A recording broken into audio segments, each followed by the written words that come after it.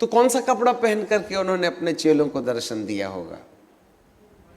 महिमा की देह। इसका मतलब है महिमा की देह को कपड़ा नहीं लगता।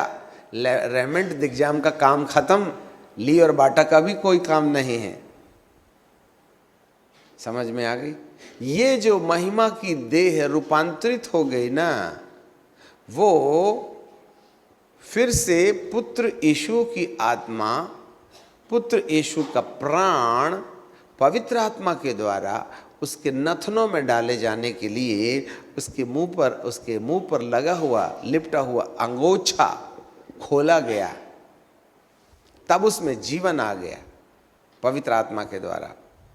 सो पवित्र आत्मा ही वो महत्वपूर्ण माध्यम है जिसके द्वारा पिता परमेश्वर अपने पुत्र को फिर से जिला उठाने के अनुभव में ला लेता है। और बाकी कपड़े से बॉडी निकलने, अरे जो दरवाजा खोले भी ना अंदर आ जा सकता है तो पतली सी चादर से बाहर नहीं आएगा क्या? इसलिए गर्दन से नीचे वाला कपड़ा उसी लंबाई में पड़ा हुआ था, गोल गोल गोल गोल गोल गोल रोल की तरह।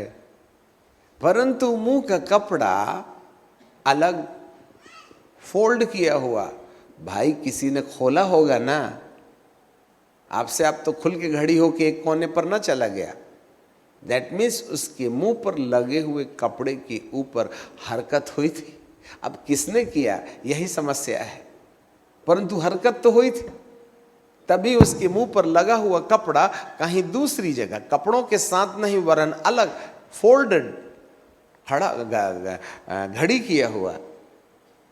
इसका मतलब है उसके नथनों में भी वही कार्यक्रम हुआ था जो अदन के बाग में हुआ था।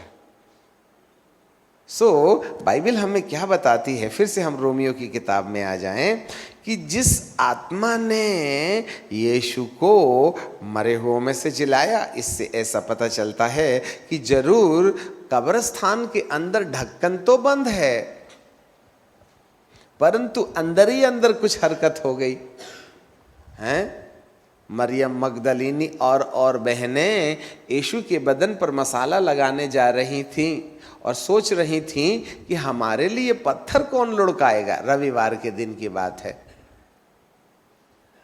तो ढक्कन तो बंद था, इसलिए एक स्वर्गदूत आया और उसके तेज से पहरुए कांप उठे और पत्थर लुढ़का दिया गया। एक जगह लिखा है स्वर्गदूत पत्थर के ऊपर बैठ करके क्या बोला मालूम क्या? अरे जिंदे को मरों के बीच में कहां ढूंढते हो? सिपाही भी तैनात थे, महिलाएं भी वहां थीं, पत्थर भी लगा था। खोल के देखा तो कब्रिस्तान खाली। इसका मतलब जब वो जी उठे थे तो किसी को दिखाई दिए क्या? इसका मतलब है स्वर्गदूत के पत्थर लुढ़काए जाने से पहले यीशु का शरीर वहां से गायब था। सील जैसी की तैसी लगी। तो सील टूटे बिना वो निकला कैसे? अरे बाबा ग्लोरियस बॉडी है, उसको सील वगैरह तोड़ने की क्या जरूरत है? वो तो पत्थर से ऐसे हवा समान निकल गया। अरे हवा भी नहीं जा सकती पत्थर से। ग्लोरियस बॉडी का ये महत्व है। ऐसा वाला शरीर तुमको भी मिलने वाला है।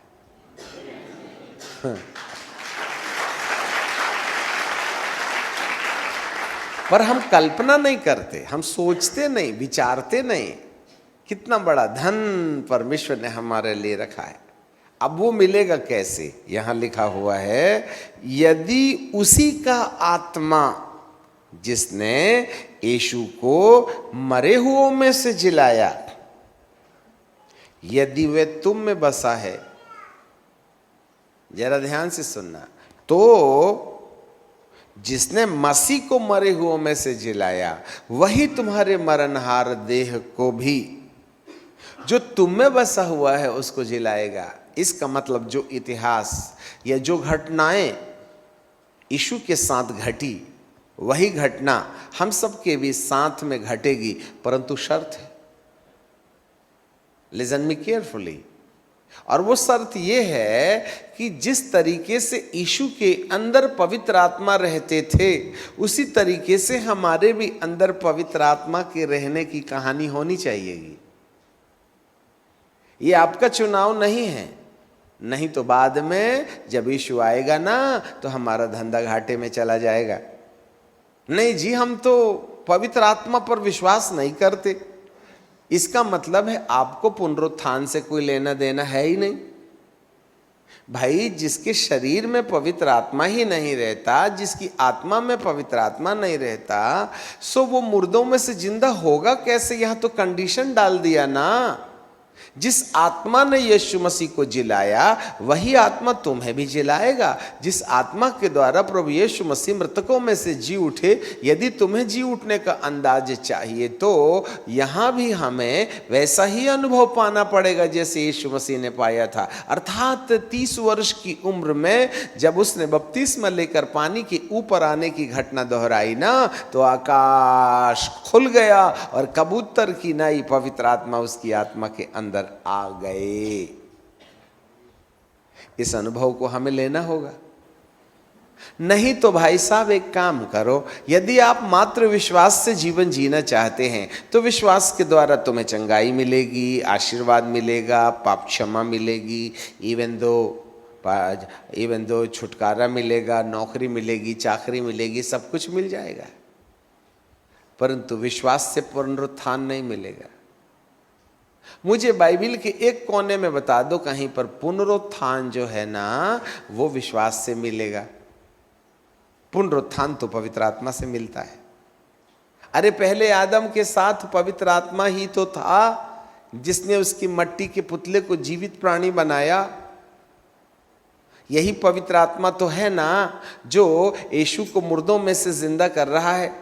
अब दो घटनाएं महिमा के देह में रूपांतरित होने के लिए पवित्र आत्मा रोल अदा करते हैं। तो आपका मरा हुआ शरीर या जो जीवित है मरमर निरंतर बुढ़ापे की ओर दौड़ा चला जाता है। तो इस शरीर को यदि महिमावान बनाना है तो हमको चाहिए क्या? पवित्र आत्मा। और जो लोग पवित्र आत्मा को डिनाय कर देते हैं उन्होंने यीशु के दूसरे आगमन के समय मृतकों में से जी उठने वाली कहानी का इनकार कर दिया।